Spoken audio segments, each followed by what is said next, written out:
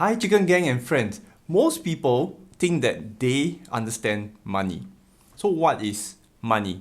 When you purchase something on Amazon or getting paid for your time is how most people view money. I'm sure most of you watching this video understands money on a higher level. But the thing is, do you really know the three forms of money? I often see mistakes made by both beginner and advanced investors does this video.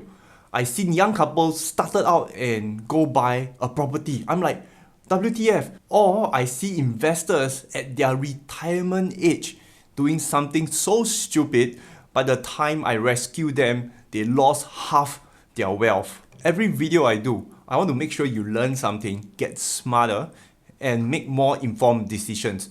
So in this video, I'm going to talk about the three forms of money.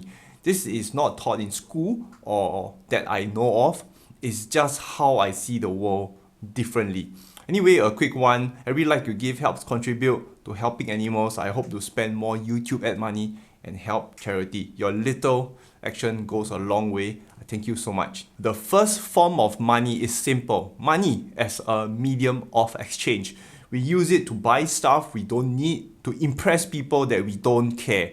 Money as form 1 should be kept as a bare minimum. I'll explain all three forms first, then I'll suggest how much money in form 1 you should hold. The second form is capital growth. This is where you put money to grow. Like investing into stocks. You put $1,000 into stocks, a business. As a business grows, your money grows. This method is one of the most tried, tested, and proven. For me, I prefer business with high growth. Stocks that give out dividends are not my kind of thing. It just shows the CEO doesn't know where to allocate capital. In fact, I did a video on this quite some time back. I'll link it up here and down below. The third form of money is wealth preservation or stored value. People who have built their wealth over the lifetime park their wealth here. The third form of wealth is the biggest. If you add up every third form of wealth in the world, for example, real estate alone, you add up the whole world, it's estimated to be over 280 trillion. Trillion! Often, these assets have some kind of steady return like rental yield. For your info, real estate is by far the biggest form of wealth preservation in the world. So for you, this is the general rule of thumb. If you are growing your wealth, a very high percentage of your money should go into capital growth. If you are looking for wealth preservation, a high percentage of money should go into the third form, the stored value. Have you ever heard of some financial advisors telling you this investment is good for you because it provides great capital growth and steady returns year over year?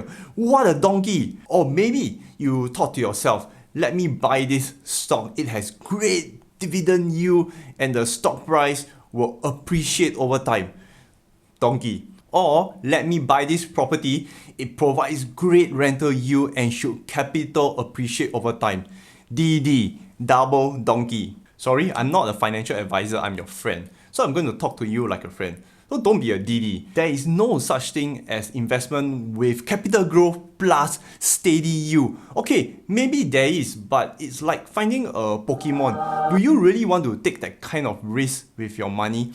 I can't think of a stock or a property or any investment that will grow 50% a year and give you 10% yield. Even if there is, I'm sure it's not sustainable. It's like finding a very hot partner. And never mind, I'll just keep this child friendly.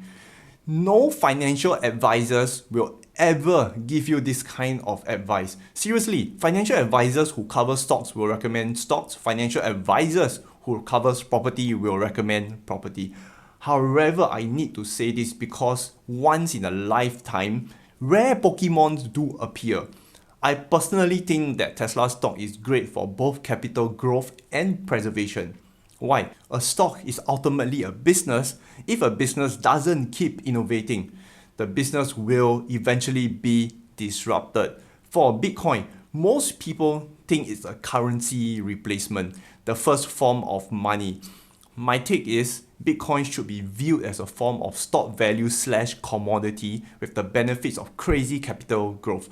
Capital growth because the upside is plenty and a lot of smart money is moving their spare cash to Bitcoin as a form of capital preservation. I follow up with more videos regarding this. Wrapping up, now you understand the three forms of money, and depending on your situation in life, choose the appropriate place to put your money. For the first form of money, the medium of exchange, I recommend keeping about 2 to 3 months of liquid cash for expenses. The second form of money, capital growth. This is for people who wants to grow their wealth. I did a video previously on the approach for growing your money. I'll leave the link up here and down below. So the third form is wealth preservation. If you are looking for capital preservation, find assets that provide the best stock value like gold and real estate. If you are willing to take on more risk, Bitcoin is the way to go. There are some who want a little bit of both. It's fine. So just adjust your portfolio percentage accordingly. For me, I'm adjusting my portfolio to 90% Tesla, 5% Bitcoin, and the remaining 5% just randomly move it around. And no, I'm not selling Square and Lemonade. My investment time frame is always 5 to 10 years. Usually within the first 1 or 2 years, my investment choices will rock up and down because the world yet to see its true potential until it's too late. You see, investing in stock and the stock price going down doesn't mean the company is in trouble. There is almost no correlation between stock price movements and the business operations day to day. I hope this video gives clarity and being much more aware on the BS most financial advisors vomits out their mouth. Appreciate the early thumbs up, invest safe, and don't be a